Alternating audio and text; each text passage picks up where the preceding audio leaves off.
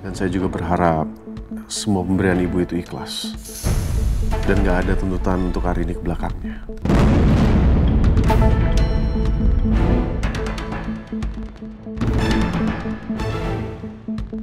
Apa maksud Lingga berbicara seperti itu? Apa Lingga berpikir aku punya tujuan tertentu mendekati Arini?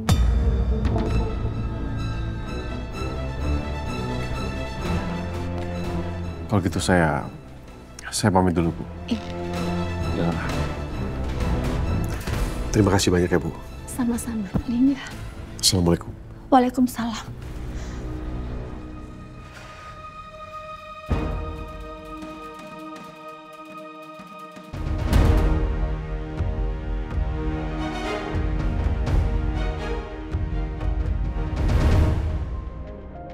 Apa ya yang dibicarakan Ibu dan Mas Lingga? Mudah-mudahan aja semua segera terbuka, supaya Ibu segera dapat donor sumsum tulang belakangnya.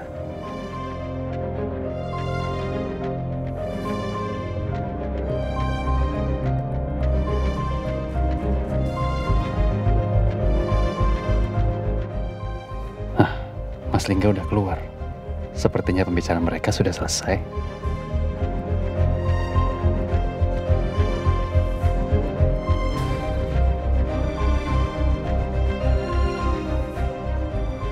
Saya udah selesai, ayo pulang.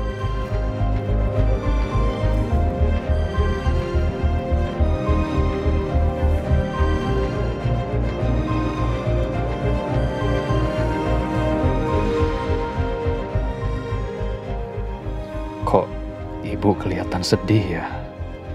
Apa ya yang mereka bicarakan tadi di dalam?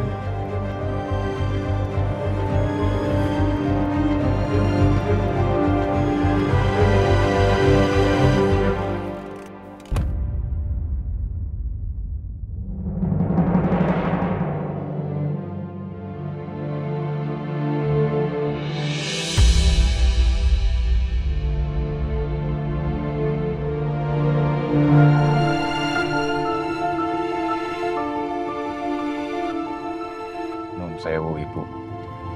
Ibu terlihat sedih sekali. Apa ada hal yang kurang berkenan yang Mas Lingga sampaikan? Lingga meminta saya untuk berhenti menemui Arini. Loh, kenapa gitu, Bu? Mas Lingga kok bisa tega gitu ya? Kurang apa Ibu selama ini?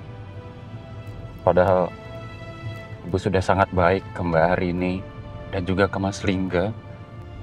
Ya saya yakin itu pasti permintaan Mas Mulyono.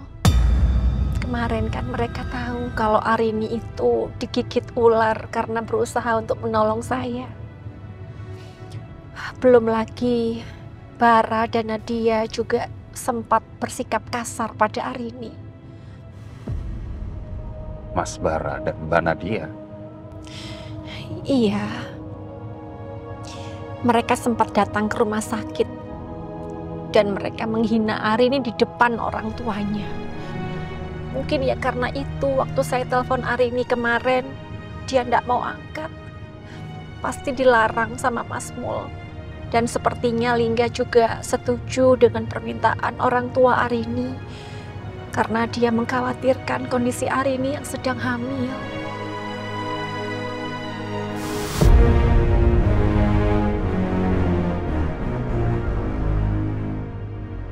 Loh, kenapa kok berhenti? Kapunten Ibu, saya minta maaf. Tapi saya benar-benar tidak mengerti kenapa Ibu tidak berterus terang saja ke Mbak Arini dan keluarganya. Soal kenapa Ibu meninggalkan Mbak Arini waktu bayi. Ibu tidak bersalah. Ibu saat itu hanya terpaksa demi kesembuhan Mbak Arini. Ibu juga korban.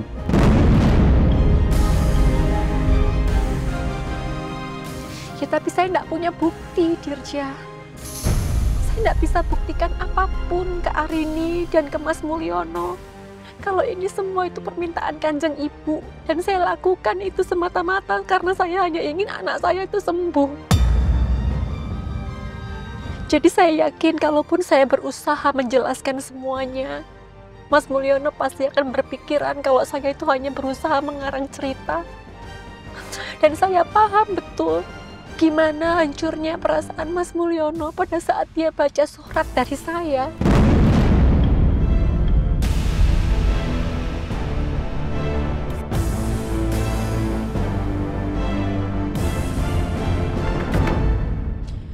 Selama pernikahan saya dengan Mas Mulyono, nggak cuma sekali atau 2 kali dia dapat penghinaan dari Kanjeng Ibu. Dan dia tetap bertahan. Dia tetap bertahan itu karena saya. Demi saya. Dia pasti sakit hati sekali baca surat itu. Karena mungkin dia beranggapan bahwa istrinya yang selama ini jadi tempat sandaran buat dia justru pergi meninggalkannya. Saya tidak bisa jelasin apapun. Saat itu saya hanya kepengen anak saya segera sembuh aja.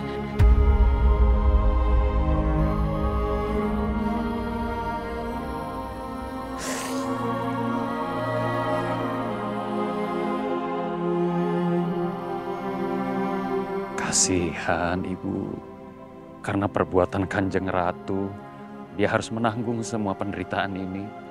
Bahkan Bara dan Nadia juga ikut menambah penderitaannya.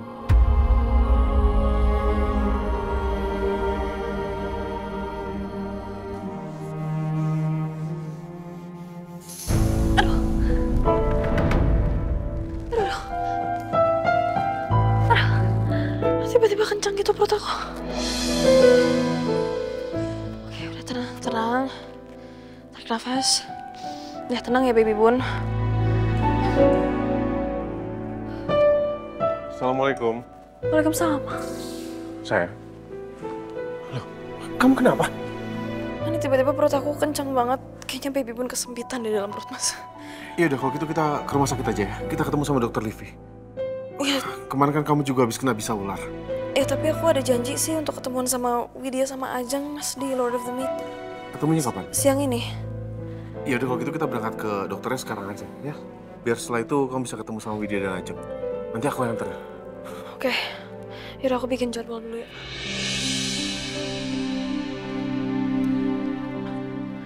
Halo. Iya, saya mau bikin jadwal dengan dokter Livia. Iya, saya mau cek kandungan. Atas nama Arini Ayu Ningtyas Darsono. Oke, jam 10.30 antrian nomor 8. Oke, terima kasih ya, Mbak.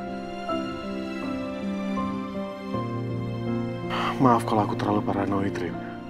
Karena aku benar-benar khawatir sama keadaan kamu. Aku gak mau kehilangan kamu dan baby pun. Sebisa mungkin aku akan jaga kalian dengan seluruh kemampuanku. Aku gak akan biarkan kejadian seperti kemarin terulang lagi.